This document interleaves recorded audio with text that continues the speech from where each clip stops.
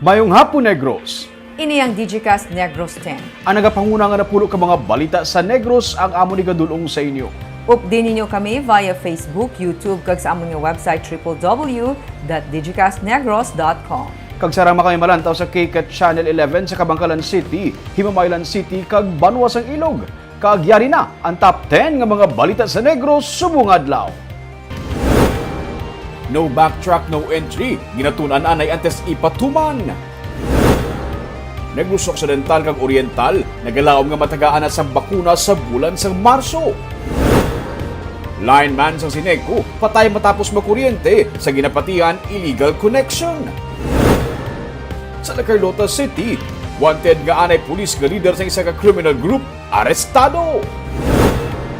Kag sa Good Vibes, saksihan ang beauty pageant sa Negros Oriental nga wala ginapa-makeup ang mga kandidata. Initanan sa Digicast Negros X. Sa number 10, applications ng syudad sa Bacolod para sa kaugalingon nga radio frequency sini ang wala ginpahanugutan sa National Telecommunications Commission.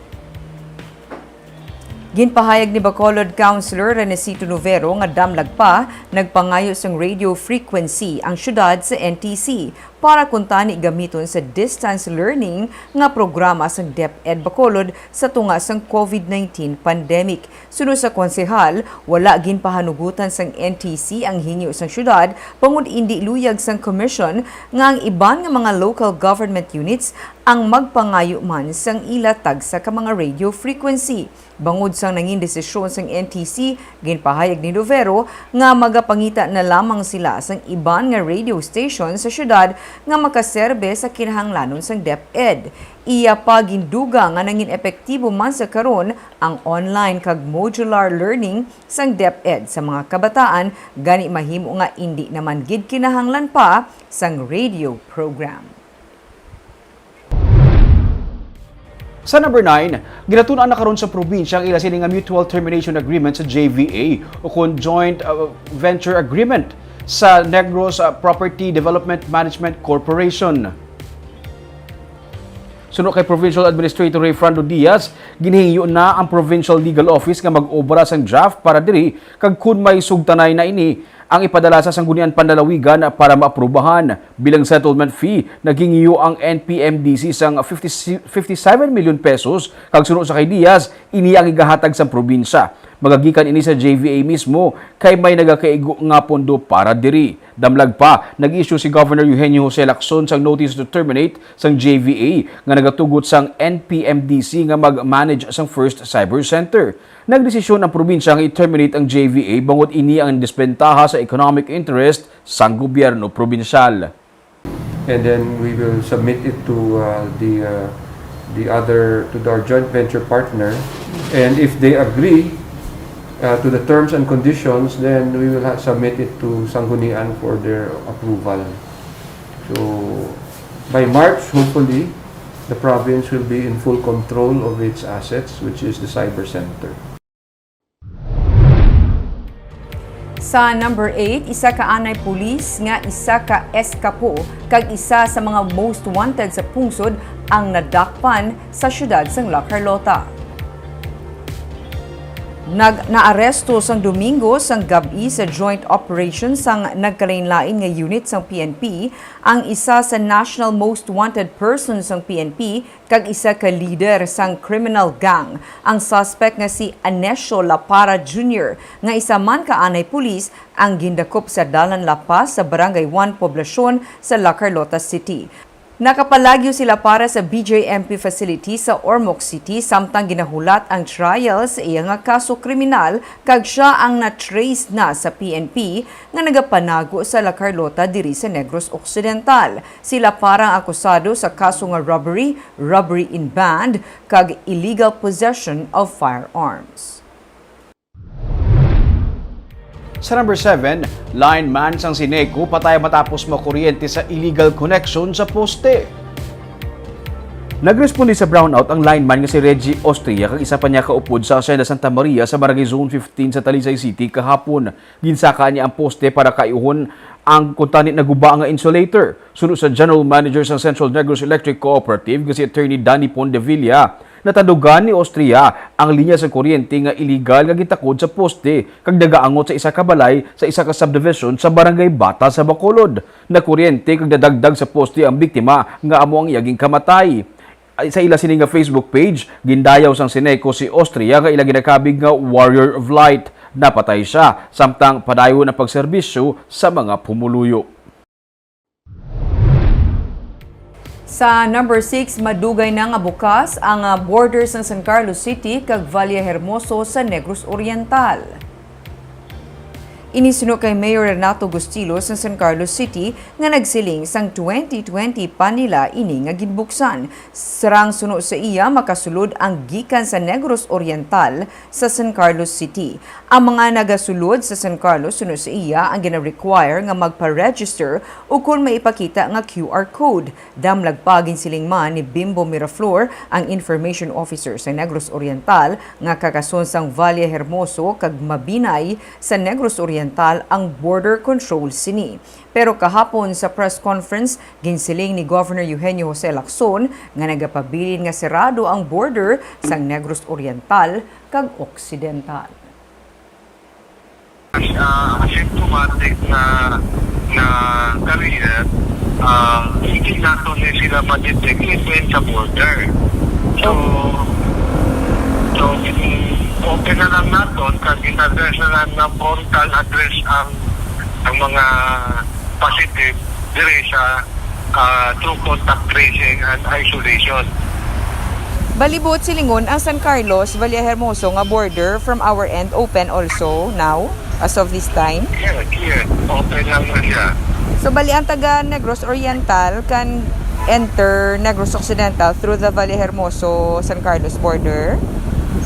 Yes, they can enter sa Carlos City kag kung mangumpraman sila sa mga mall, gina-require lang natin sila to register QR code. QR.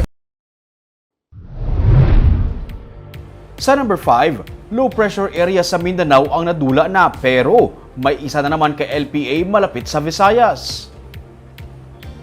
Base sa weather forecast ng Pag-asa, ang bagong LPA ang yara karon sa 50 kilometers sa nasidlangan sang Eastern Samar. Ginalantaw nga manubo ang tsansa sini nga mangin isa ka bagyo. Ginapaabot nga magadala ini sa muulanon nga panahon sa bugos nga Visayas. Nagapahanumdum ang Pag-asa sa publiko nga mag-aligmat sa mahimo pagluntad sang flash flood kag landslide sa mga lugar nga may mabaskog kag malawig nga pagbunok sang ulan.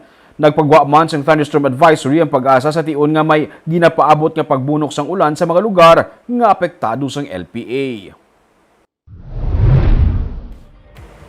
Sa number 4, sa San Carlos City, mga establishmento komersyal nga nagaserbis ang ilimnon, ilakip na kape, ang gina-require nga mag-install sang transparent divider o kun barrier sa tunga sang tagsa ka customer. Inisandig sa executive order nga ginpapanaog ni San Carlos City Mayor Renato Gustilo. Sa amo nga EO, mandatory ang pag-install sa mga transparent divider sa mga hotel, pension house, restaurant, resto bar, coffee shop kag iban pa nga establishmento nga nagatanyag sa mga ilimnon. Ang required nga divider ang mangin subject sa evaluation sang authorized personnel sa City Health Office kag City Tourism Office kag approval naman sa City Mayor's Office. Suno kay Mayor Gustilo, ang mando kasunod sa mga kaso sang local transmission nga ginreport. Suno sa iya, hindi malikawan suno sa alkalde nga samtang nagakaon o kung nagainom, nagaistorya gani hindi malayo ang paglatnanay. Pero sa karon may moratorium anay nga ginpapanaog sa amo nga ipo. Bago lang na namon na ang iyo kag that will be followed by an ordinance na moratorium kita for them to comply. Iopsyan lang nila nga hindi lang wala mag-atubangay, yun meeting na muna silang kag-istoryahan, i-comply lang ang mga ilimnon na daw pigado-pigado git a plastic barrier. Sa number 3, may 13 kaduga nga mga kaso sa COVID-19 nga na-record sa Negros Oriental, samtang ila naman ginapaabot ang bakuna nga mag-aabot sa bulan sang Marso. Kabahin sa mga bago nga kaso sa COVID-19 sa probinsya ang isa ka empleyado sa Dumaguete Tourism Office, empleyado sa Water District sa Dumaguete kag mga frontliners. May 32 man ka bago nga mga recovery sa Negros Oriental kag isa ka napatay bangod sa COVID-19. 234 sa karon ang active cases sa probinsya kag ang Dumaguete City amo sa gihapon ang may pinakamadamo nga kaso pero nagpanaog na sa 86 ang active cases sa syudad. Samtang ginpahayag naman ni Dr. Lilad Estacion, ground commander sa Provincial IATF sa Negros Oriental nga posible sa Marso mag-aabot na ang bakuna sa probinsya. Wala pa siya makahibalo kung ano ang brand sang vaccine nga maabot. Sa estasyon ang nagsilingman nga sila ang nagahulat pa sa approval sa DOH sa ila plano nga mass vaccination. Sarang sunod sa estasyon nga mag-store sa 1 milyon ka bakuna ang cold room sang probinsya. Sa number 2, padayon ang registration sang Negros Occidental para sa pagbakuna sa COVID-19. Inisuno kay Provincial Administrator Rayfrando Diaz nga nagsiling nga target nila nga mahuman ini sa katapusan nga semana sang Pebrero. Sa ginapaabot nga pagsinapol buwas nga adlaw sa mga alkalde, ginalauman nga may detalyado na nga lista nga ipakita nga nagalakip sang mga ngalan. Requisitos ang registration antes pa man mabakunahan ang isa ka persona. Suno kay Diaz, ang pasalig sang national government amo nga malakip sa programa sa pagbakuna ang 18 anyos pasaka. Rason nga naghinyo si Negros Occidental Governor Eugenio Jose Lacson sang 3 million ka dose sang bakuna para sa 1.5 million ka mga negrense. Sa sini nga Pebrero, ginapaabot sang gobyerno nasyonal ang 117,000 ka dose sang bakuna gikan sa Pfizer. Kag ini ang gintala na lamang sa Metro Manila, Cebu kag Davao. Sa Marso, ginapaabot ang 3.5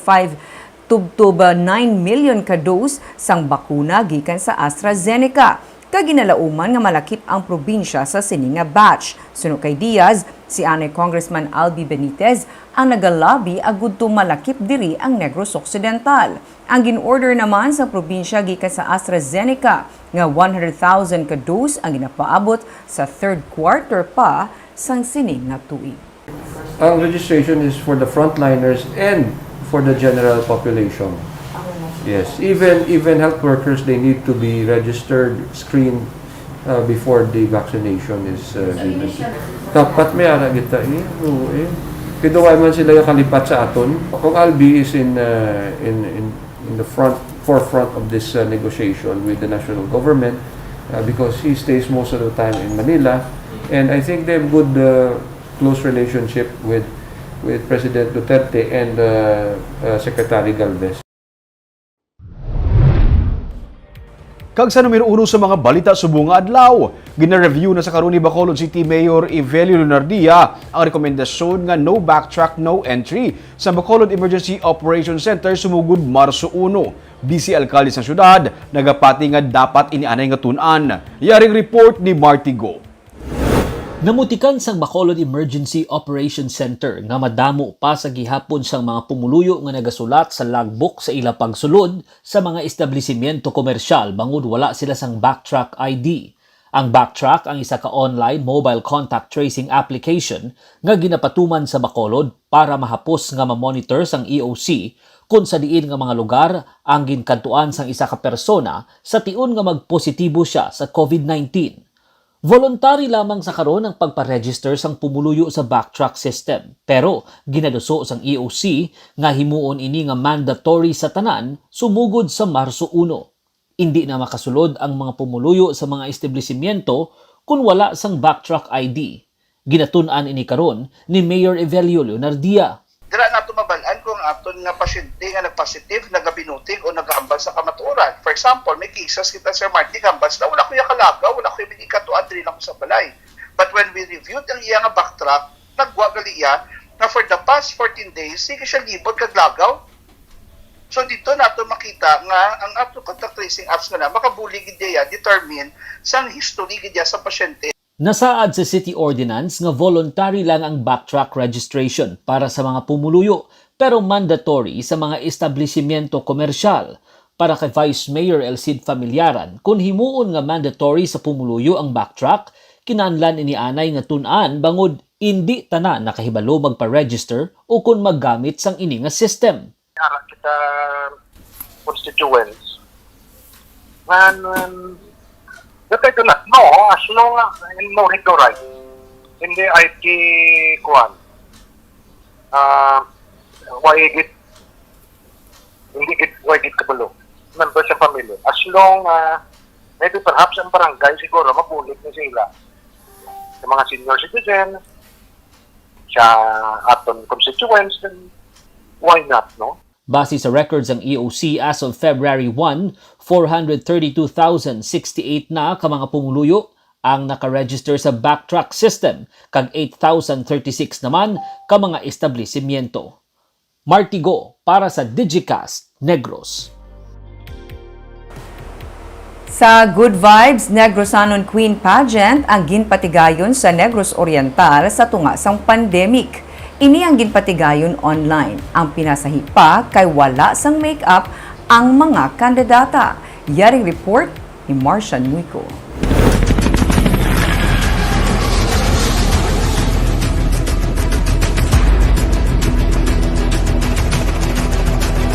Wala man sang madamong audience nga naghugyaw sa palibot, nangin madinalagon sa gihapon ng paghiwat sang Grand Coronation Night sang Negrosanon Queen 2021 sa Negros Oriental.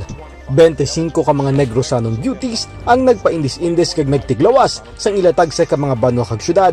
Online lang ang pageant, wala sang live audience kundi ang mga tumalanaw ang nagtutok lang sa live sa Facebook. Pinasay man ang ining pageant nga gintawag #NoFilter Negrosanon Queen 2021. No filter bangod sa ang mga kandidata ang wala na ka makeup kag ilaging pakita ang authentic o kunang matuod nga kaanyag sang isa ka Negrosanon nga wala sang kolorete sa guya.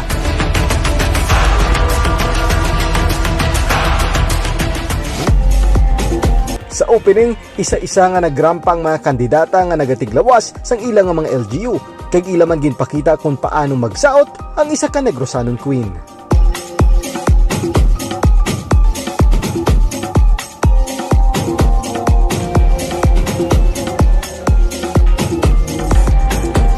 Nag-init naman ang gabi sang ipasundayag sa mga Negrosanon beauties ang ilang nga swimwear.